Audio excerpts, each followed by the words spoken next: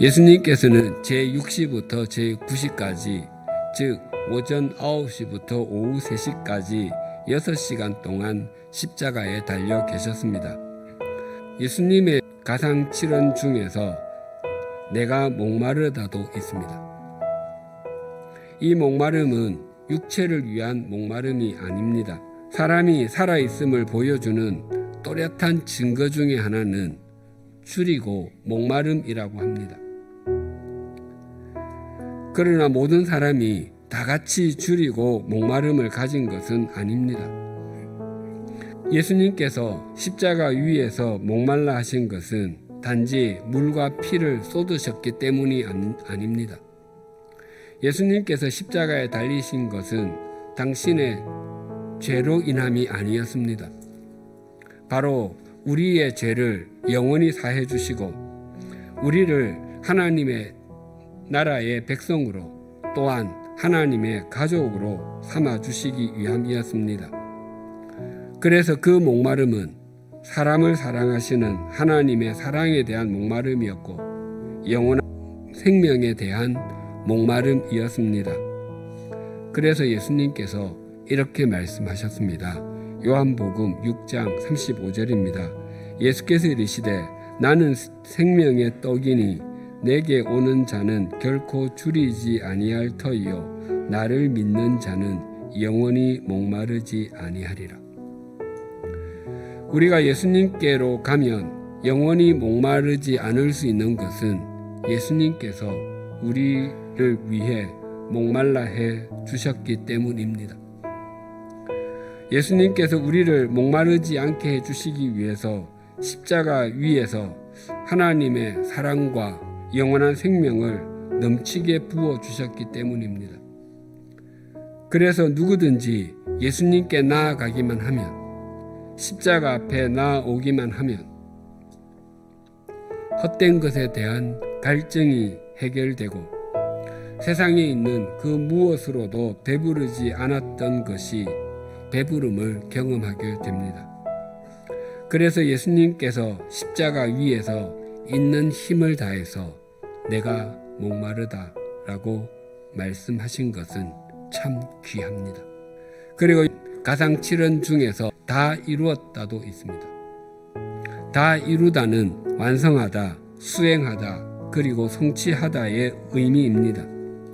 즉 예수님께서는 이 땅에 오셔서 인간을 구원하는 사역을 손볼 곳이 없을 정도로 완벽하게 완성하시고 끝내셨다는 의미입니다.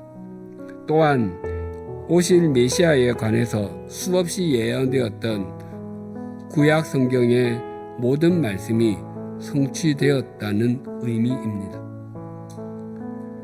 이것이 가상칠언 중에 마지막 말씀이자 예수님께서 사람의 몸으로 이 땅에서 마지막으로 하신 말씀입니다. 예수님께서 이 땅에 오셔서 당신에게 주어진 소명과 구약 성경의 말씀을 다 성취하신 후에 마지막으로 당신의 영혼을 하나님 아버지께 의탁하셨습니다. 그런데 본문은 예수님의 마지막 순간을 하신 후 숨지시니라 라고 증거합니다. 예수님의 죽으심을 숨지다 라는 동사로 표현합니다. 표현적으로는 예수님의 죽음은 일반 사람들의 죽음과 아무런 차이가 없어 보입니다. 그러나 그 속 의미까지 동일한 것은 아닙니다. 숨지시다에 해당하는 헬라어 동사는 에크프네오인데 밖으로 숨을 내쉬다 의 의미입니다. 그런데 이 동사의 형태가 능동태입니다. 예수님께서는 당신에게 주어진 모든 소명과 사명을 다 완수하셨기에 숨을 내어 쉬시고 스스로 그 영혼이 하나님께로 가신 것입니다.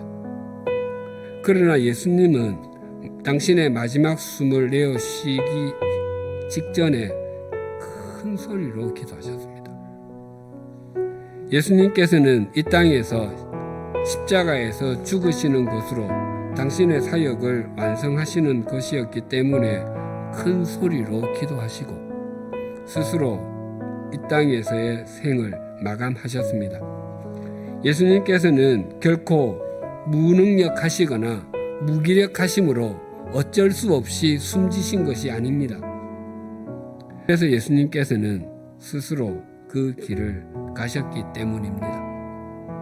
오직 죽음으로서만 죽음의 문제를 해결하실 수 있기 때문에 당신의 생명으로만 우리에게 영원한 생명을 주실 수 있기 때문에 기꺼이 당신의 마지막 호흡을 내어 쉬시고 들이쉬시지 않으셨던 것입니다.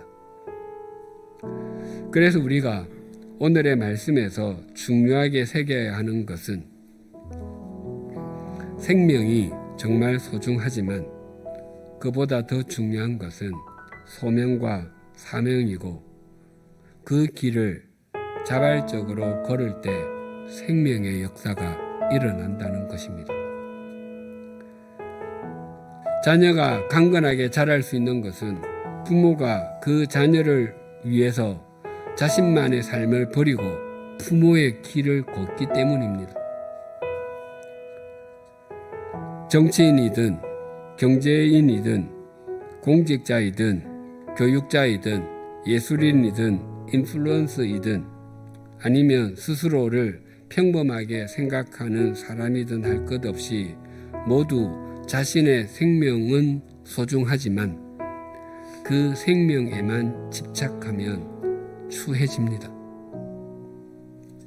각자의 삶의 자리에서 자신에게 주어진 소명과 사명의 길을 자발적으로 걸을 때 생명의 역사가 일어납니다. 지난 일주일 동안도 회사를, 가게를, 삶을 꾸려가느라 얼마나 많이 고생들 하셨습니까?